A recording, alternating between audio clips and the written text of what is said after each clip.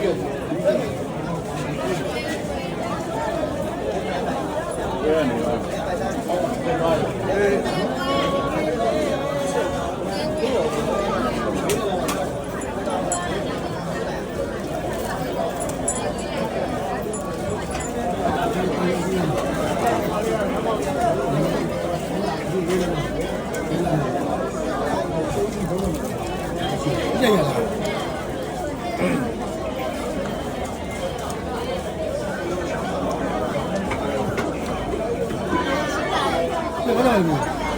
တ်သွားပြီလား